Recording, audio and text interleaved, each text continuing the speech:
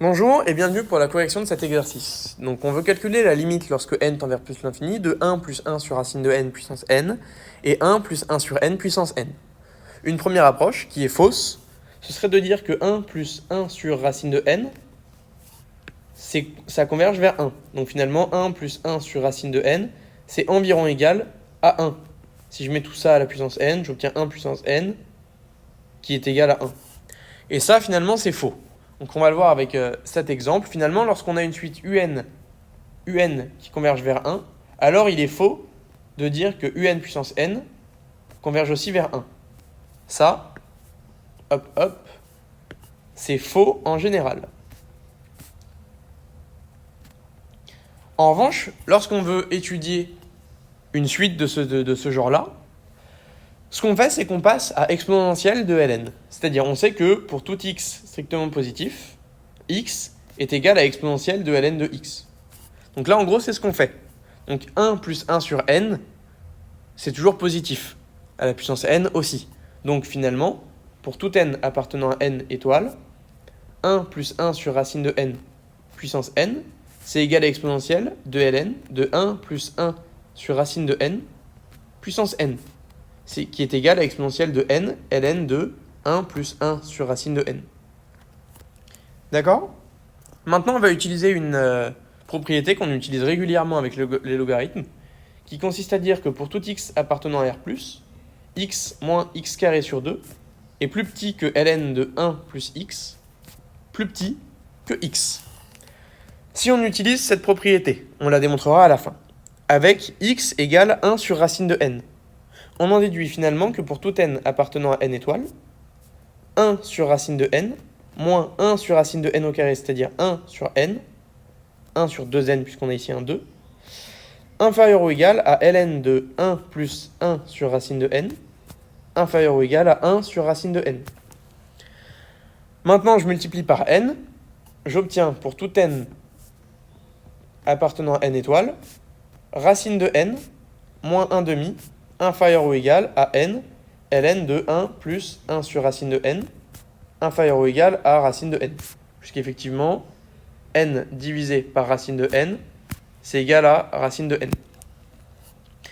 Maintenant, on passe à l'exponentielle et on en déduit pour tout n appartenant à n étoile, exponentielle de racine de n moins 1 demi est inférieur ou égal à exponentielle de n ln de 1 plus 1 sur racine de n, égale finalement ce qu'on cherchait, 1 plus 1 sur racine de n puissance n, plus petit que exponentielle de racine de n.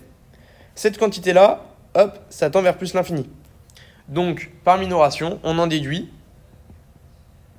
limite, lorsque n tend vers plus l'infini, de exponentielle de n ln de 1 plus racine de n, égale limite, lorsque n tend vers plus l'infini, de 1 plus 1 sur racine de n puissance n égale plus l'infini. Donc on voit bien qu'on tombe finalement pas sur 1, le premier résultat auquel on pouvait penser. Alors, je vais aller plus vite pour la seconde. On a, pour tout n appartenant à n étoile, 1 sur n moins 1 sur 2n carré, inférieur ou égal à ln de 1 plus 1 sur n, inférieur ou égal à 1 sur n. Je multiplie par n et je passe à l'exponentielle. Pour tout n appartenant à n étoile, exponentielle de 1 moins 1 sur 2 zen, inférieur ou égal à exponentielle de n ln de 1 plus 1 sur n, égale 1 plus 1 sur n puissance n, plus petit que exponentielle de e. Alors, exponentielle de 1 moins 1 sur 2n converge vers e. Donc par encadrement, on en déduit limite lorsque n tend vers plus l'infini de exponentielle de n ln de 1 plus 1 sur n existe et vaut e. Alors, on a une autre méthode pour le montrer. Je vais la faire rapidement. On peut dire que exponentielle de n ln de 1 plus 1 sur n, c'est égal à exponentielle de ln de 1 plus 1 sur n divisé par 1 sur n. Et finalement, ln de 1 plus h sur h, bah ça c'est ln de 1 plus h moins ln de 1 plus 0 divisé par h. Et ça converge vers, donc ça c'est le taux d'accroissement de la fonction qui a x associe ln de 1 plus x. On dérive, on obtient 1 divisé par 1 plus x, donc ça converge quand h tend vers 0 vers 1 divisé par 1 plus 0, puisque là c'est le taux d'accroissement en 0, égale 1. Donc finalement, j'en déduis avec h égale 1 sur n, puisque 1 sur n tend vers 0, que ça converge vers l'exponentielle de 1, égale e.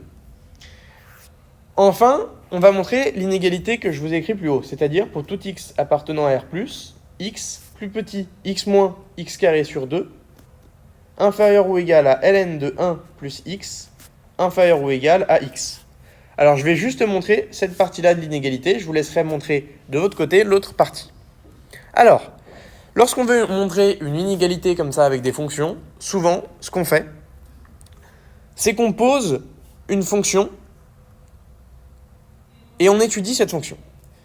Alors, c'est-à-dire, ici, montrer que ln de 1 plus x inférieur ou égal à x, c'est pareil que de montrer que ln de 1 plus x moins x est toujours négatif. Ça dépend plus de x. Maintenant, si je pose h, la fonction qui va de R+,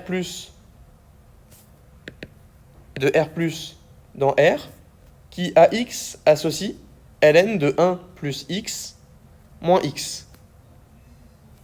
Alors je sais que h est dérivable sur R+, et que pour tout x appartenant à R+, h' de x est égal à 1 sur x plus 1 moins 1, égale finalement 1 moins x moins 1 sur x plus 1, égale moins x divisé par x plus 1. Comme on travaille sur R+, x positif, x plus 1 positif, donc ça c'est toujours négatif. Donc, h est décroissante sur R+.